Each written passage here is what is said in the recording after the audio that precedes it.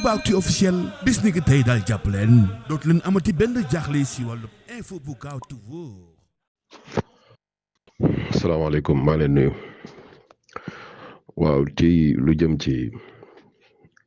discours ki nga xamante ne moom moo di njaay mi man sax duma wax waxu làbbe ki yu mel noonu parce que moom bi muy wax dafa summi mbubbu làbbe mi summi mbubbu yëpp parce que wax ju ñaaw ju bon ju salte yi nga xamante ne nit ñi bàyyiwuñ ci woon xel xam nga waa ji daa nëbbuti ci ginnaaw langue française bi di wax waxu ñaaw am tamit ñuy jël wax bi di ko gën a tasaare pour nit ñi gën a concentré wu mais dafa am lu am solo lu xew ci diggante bi depuis le 3 ak léegi mais gisuma kenn ku ci wax te loolu moo gën a dangereux fuuf li kiy wax waaw mais daanaka rek sorewul mais lële moo gën a dangereux parce que lële ci affaire arme lay wax moo tax réew mi fi mu toll nii c'est normal sax mu bëree coow nii parce que état profond bi la état bi commencé laal c'est-à-dire état profond bi fi nekk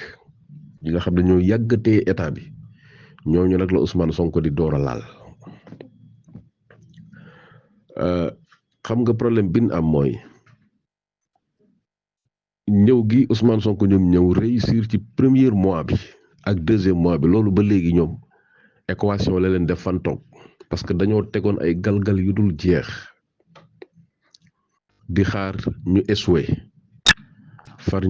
galgal yooyu ñu romb ko ba pare di dem ñoom li tax ñoom ñu nekk fi ba ndëgëni sax da leen jaaxal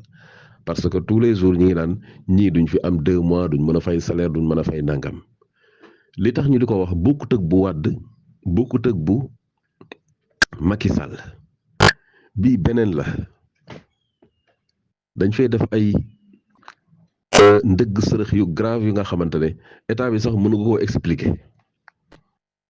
moo tax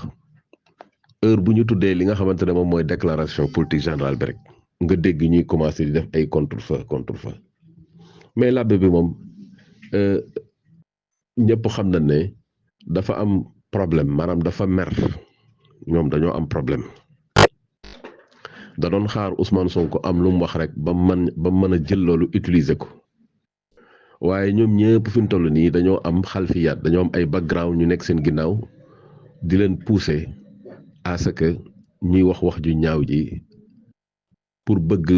ñu naan wala ñooñu dañoo nekk ay nit ñu nga xam ne du n'importe qui gis nga fii ñoom yi ñuy ndamoo di wane ne dañ faa bokk ak dañoo nangam àdduna bi changé na ba yooyu benn amatu ci doole loolu sénégalais yi nouvelle génération bi ko xam ñoom bu fekkente ne ñoom loolu dañ koo réere nouvelle génération bi ñoo xam ne ñoom amatuñ benn wéeruwaay parce que ña ñuy wéeru fañ dëkk sax ñoom waxu geñagu sobe sax dañ koy taqal seen kilifa yooyu fii Sénégal da ngaa mës a gis benn xale bu taxaw di tuumaal kilifaam ci politique kilifaam ci diine li nga xamante ne moom moo di geñagu sobe mais ñoom seen kilifa yooyu nga xamante ne moo nekk ca kaw mais journal information yii nga xamante ne mooy daw dans les journaux mais daanaka chaque année nga dégg ci ñoom ci kenn ci pab bi ku ñu taqal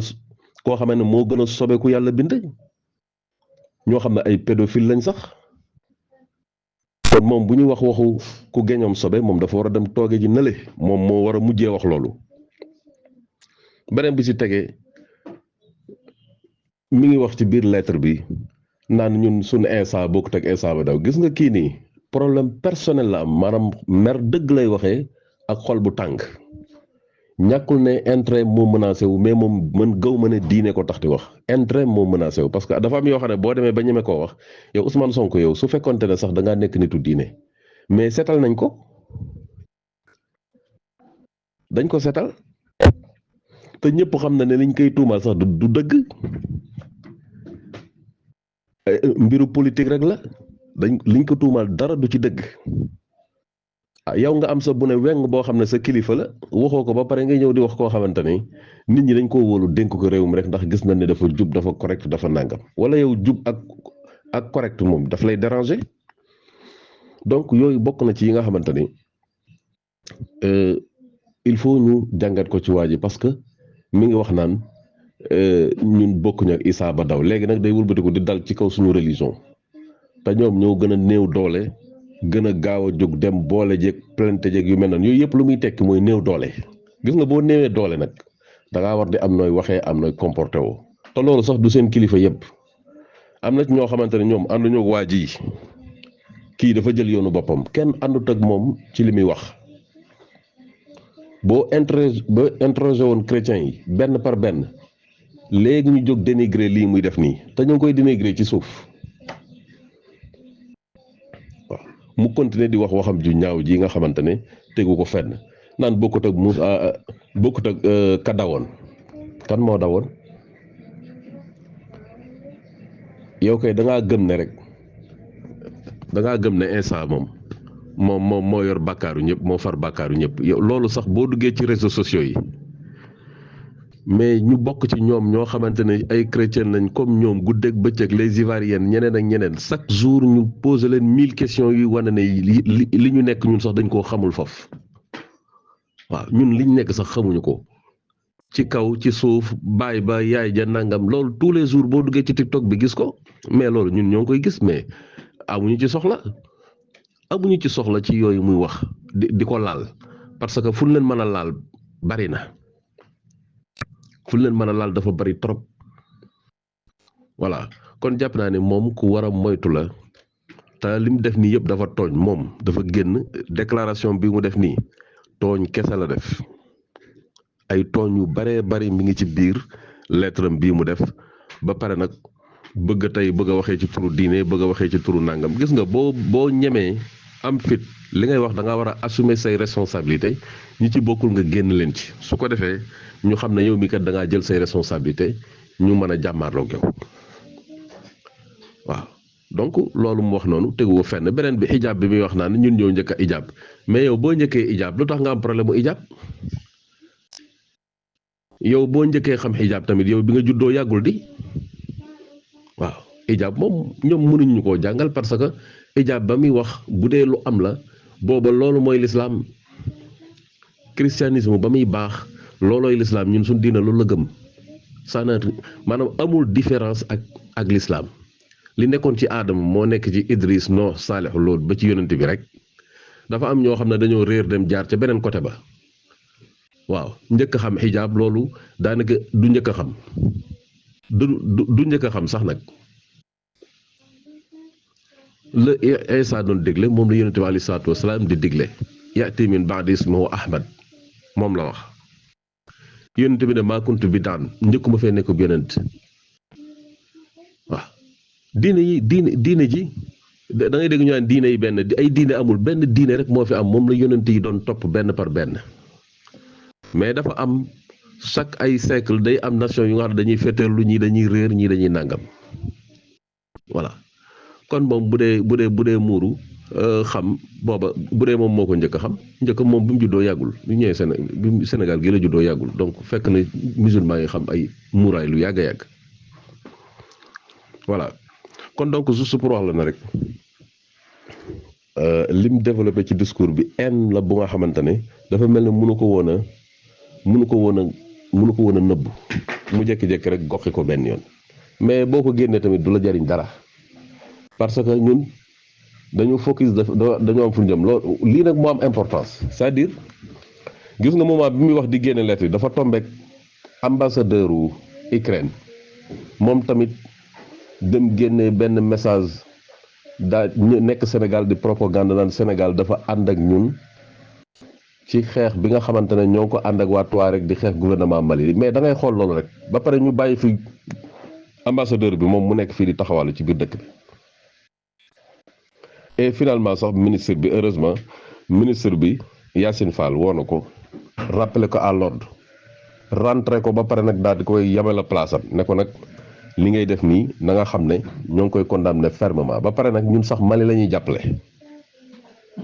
gis nga pour l'instant nii gis nga Europe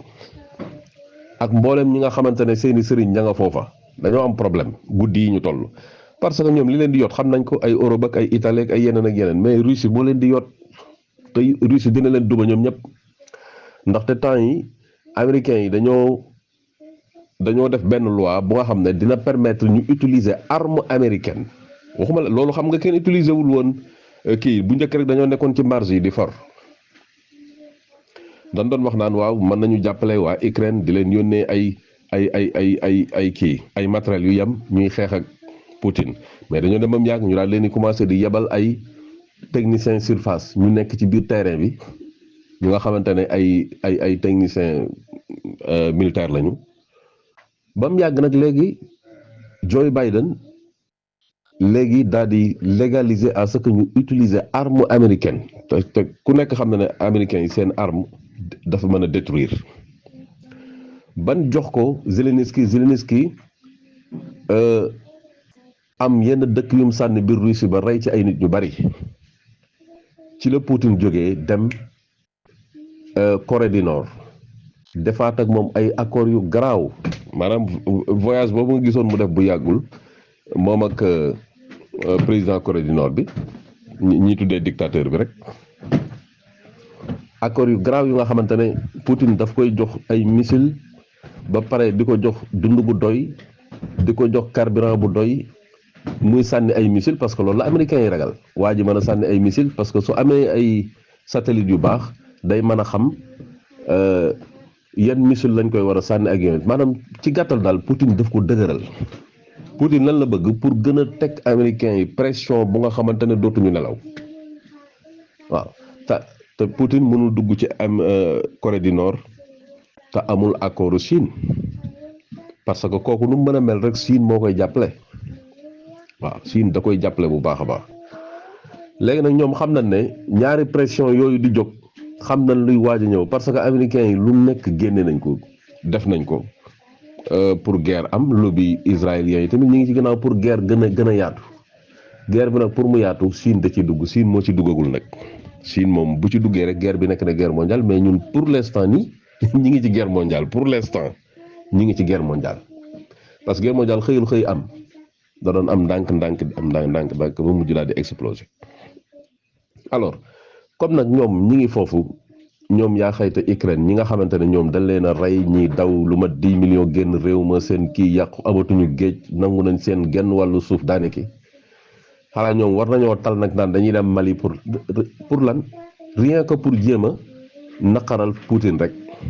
pour jéem a xeex Poutine la rek mais Poutine waa Kremlin bind nañ temps yële passé di leen dénoncer di xam la ne information yi ñuy wax Mali naan dañ fa nekk di fa xeex di nangam dara du ci dëgg ah léegi nag Yassine Fall moom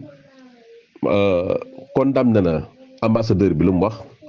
ba pare jaale waa Mali ñi nga xamante ne faatu nañ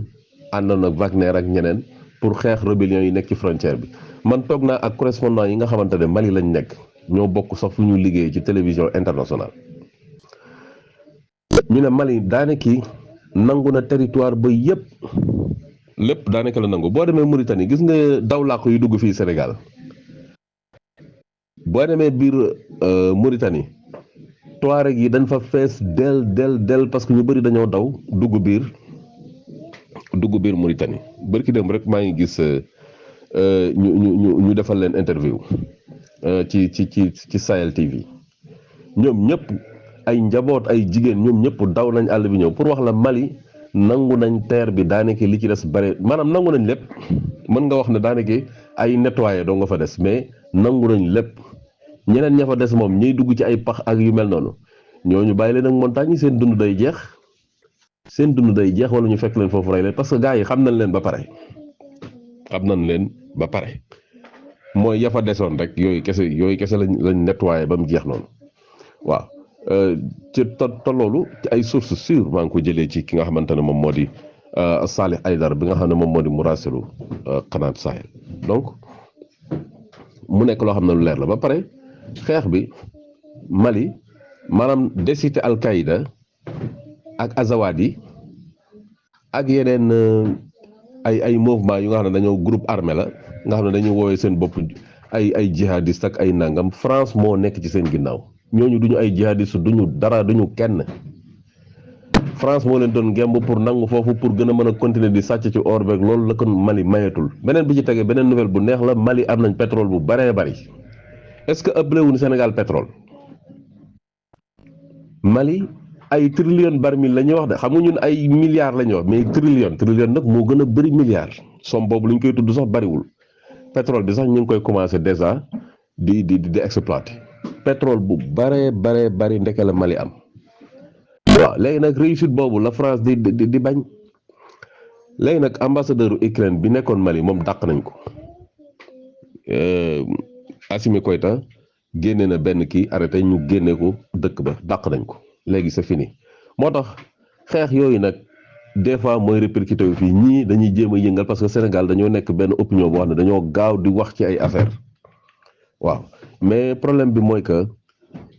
gouvernement bii fi nekk fa mu jëm xam na ne dinañ réussir gouvernement bii fi mu teg tànkam ku xam dëggantaan xam na ne dina réussir loolu amul benn werante mais dafa am ñoo xamante ne réussite boobu arrangé wu leen parce que ñoom niñ nekkoon ci dëkk bi jaaduwul waaw surtout nag am na ñoo xam loolu am na ñoo xamante ne fii dëkk bi liñ bëgg mooy nekk ci capital bi di yor ay xaalis yoo xam ne duñ xam fu ñu ko jëlee te loolu sax dañ ko war a commencer am na fii ay lieux yu lëndëm yoo xamante ne kenn du fa dugg ci dëkk bi te ñooñu dañuy réclamer ay diine lu nekk la ñuy dugal ci seen soi-disant xuma ay église la xuma ay lan boo demee Almadi am na fa boo demee am ngan di espace yu mag yu nga xamante ne lu kenn du fa dugg te lu nekk lañ fay dugal état dafa war a am volonté du dugg foofu di ko vérifier di xam ñii lan la ndax fii dañ fiy jaamu yàlla wala dañ fiy denc naka sulul noonu bari na ci dëkk bi te dañ fay yàgg placé wu di dugal ak a génne coow la bariwu fa kenn amu fa dara mais ñi nga xamante ne ñooy majoritaire nekk fii Sénégal di ay jullit ñoom seen jàkka la ñu am julli génn dem ñëwaat ñëpp xam na ne jàkka dara nekk fa mais am na lieu yu fi nekk yu nga xam ne yu susceptible nag laa la wax yoo xamante ne yu du temps boo ko xoolee di nga xam ne fii luñ war a xoolaat la am na lu fiy dugg ak a génn te kenn xamul lan la waaw yooyu yëpp dafa am kon jàpp naa ne état bi war na gën a vigilant ci lu mel noonu ñoom xam nañ ne état bi tànk yi mu jël nii dina réussir mais ñoom réussite boobu arrangé wu leen parce que am na ci mbir yoo xam ne suñ ko toppee fa muy dugg am na yoo xam ne Ousmane Sonko daf ko waxul rek waaye am na ci mbiru ay drogue ak ay cocaïne ak ay yeneen yoo xam ne buñ la waxee fam jaar di nga jàpp